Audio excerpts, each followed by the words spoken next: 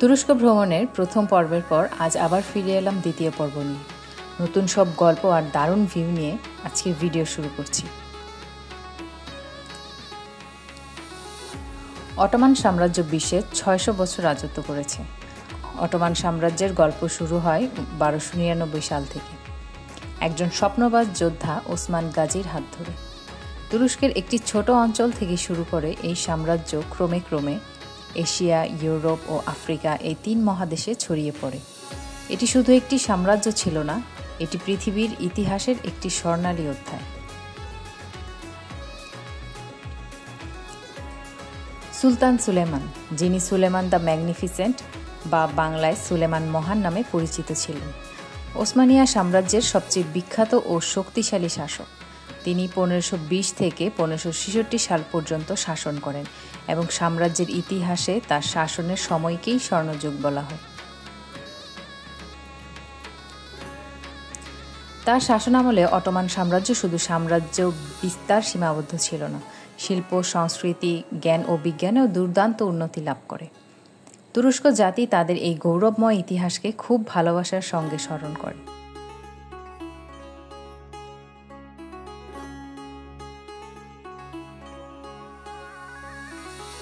এছাড়া বন্ধুত্বপূর্ণ আচরণ ও আন্তরিকতার জন্য তুরস্ক জাতি খুবই জনপ্রিয়। অতিথিকে সাদরে গ্রহণ করা তাদের সংস্কৃতির একটি গুরুত্বপূর্ণ অংশ। বাড়িতে অতিথি এলে তারা চা না খাইয়ে যেতে দেয় না।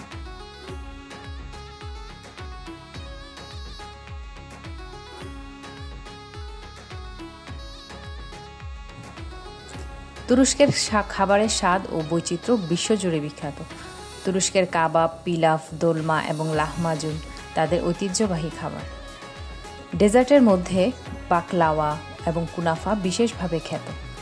মজার ব্যাপার হলো, তুরস্কের বেশিরভাগ মিষ্টি জাতীয় খাবারে বাদাম ব্যবহার করা হয়, যার ফলে তাদের খাবারের স্বাদ বহুগুণে বেড়ে যায়।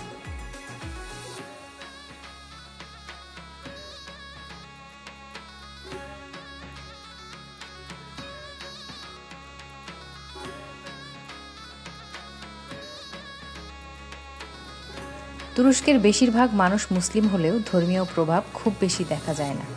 অনেক ঐতিহ্যবাহী মসজিদ থাকার পরও কম মানুষ মসজিদে নামাজ আদায় করে।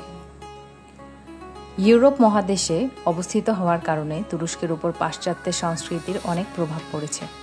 শহুরে এলাকায় অধিকাংশ মানুষ আধুনিক পোশাক পরে।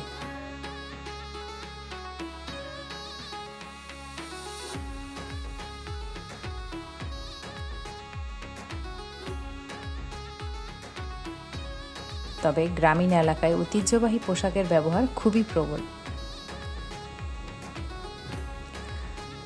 আজকের জন্য এটি ছিল আমাদের তুরস্ক ভ্রমণের দ্বিতীয় পর্ব। তুরস্কের এই অংশটুকু কেমন লাগলো কমেন্টে জানাতে ভুলবেন না। দেখা হবে পরবর্তী পর্বে। সবাই ভালো থাকবেন।